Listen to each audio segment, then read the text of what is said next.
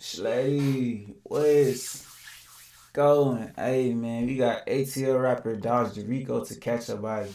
Before we get in it, make sure you subscribe right now. Hey, what is my talk? Let's just get into it. Nobody wins when the family feels. Oh yeah, FM, they like to jump out the push, dirty glove, best, do it. They like Efren ain't no rapper, he a dealer, yeah, okay. They like Efren ain't no rapper, he a killer, yeah, okay. Hey, I got a bite hey, now. oh, that my shit, that my shit. I don't know how.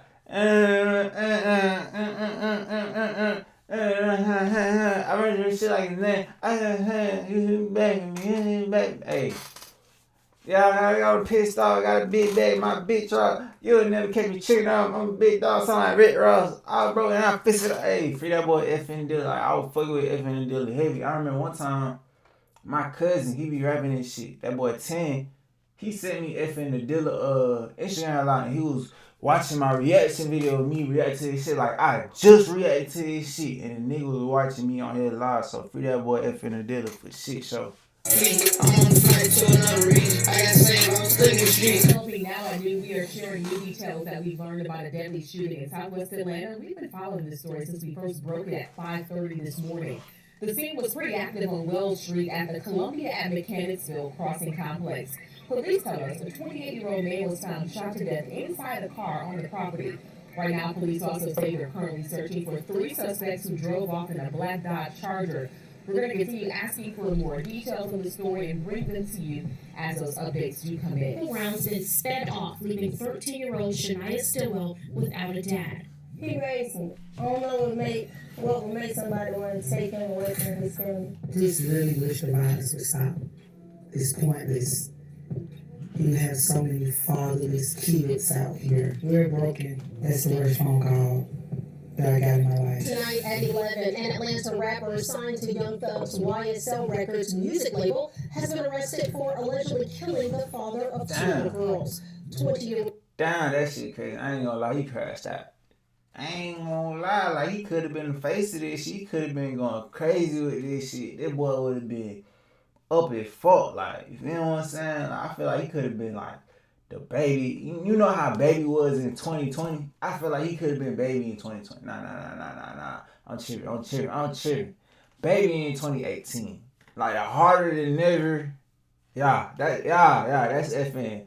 Like that 2018, fresh on the scene, baby. 2018, you know what I'm saying? Not 2017, baby, but 2018, baby. Like, it's up type shit. Jacoby Moody was taken into custody, according to court documents obtained by 11 Live News. Let's establish something out the gate. The maximum sentence for a RICO charge is 20 years. The maximum sentence for catching a body, M1, is life in prison. So family, imagine being one of the few artists on your label who managed to duck a RICO charge. Turn around months later, you catch a body. You had a perfect opportunity to carry the throne, but instead, you put more heat on not only yourself, but your label, including your CEO, who's still fighting for his life. So much going on. People taking pleas like Gunna, some people rocking with him, some people not. Even Young Thug blood brother had managed to take a plea, but managed to get rearrested for having a firearm. Right now, the brother of rapper Young Thug is back behind bars. He was just booked last night at the Fulton County Jail.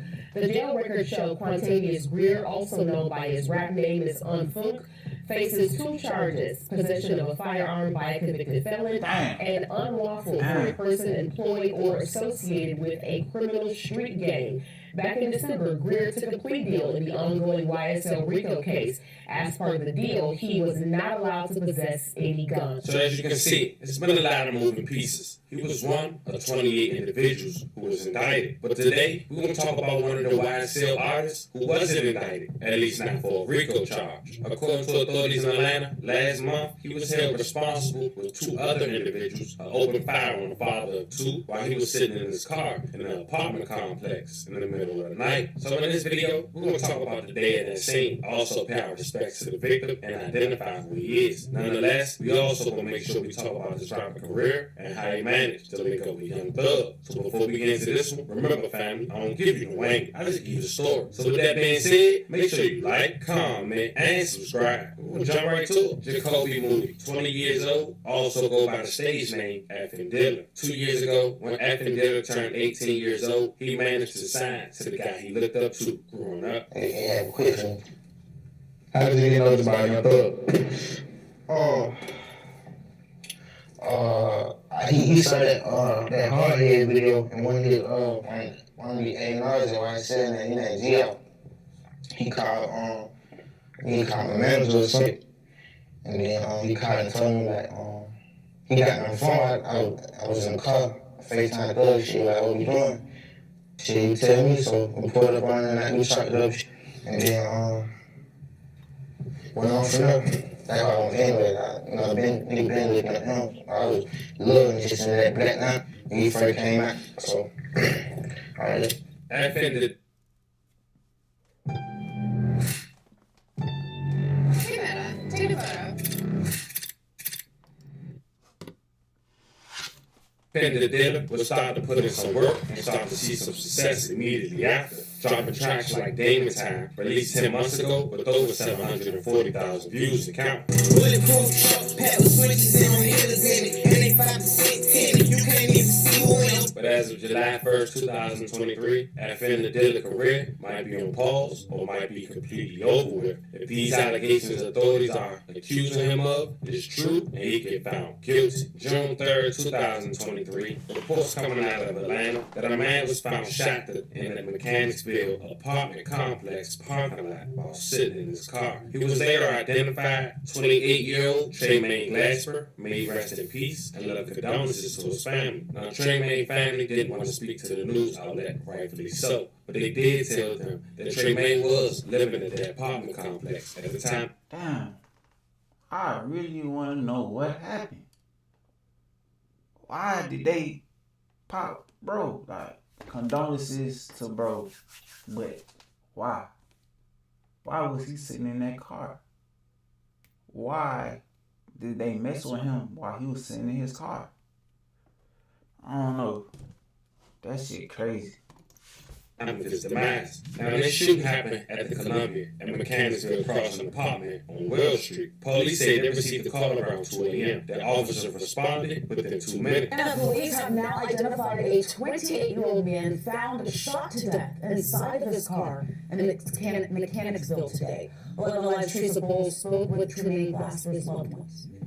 Tremaine Glasper's family says he was a father of two, and though they're not ready to speak right now, they did share these photos. Here's Glasper with his mom. Glasper was in Atlanta at the Columbia at Mechanicsville Crossing Apartments around 2 this morning when police say two gunmen approached him and fired multiple rounds into his car. They took off in a black Dodge Charger with no tag. I went to the complex today and talked to residents who told me off camera that there are shootings in the area all the time. Many neighbors say they heard the gunshots and are planning to move out because of the violence. I did notice cameras around the neighborhood. Police say they are reviewing surveillance footage but would not share any with us today. In Atlanta, Teresa Bowles, 11 Live. Now, a week would go by, and the authorities wrongly say they were looking for 3 suspects, but no one was in custody. But the family went out to the media and searched for help and trying to get justice for their loved one. Right now, the family of the man found shot to death inside of his car in Atlanta's Mechanicsville neighborhood. They're looking for answers as police continue searching for 3 suspects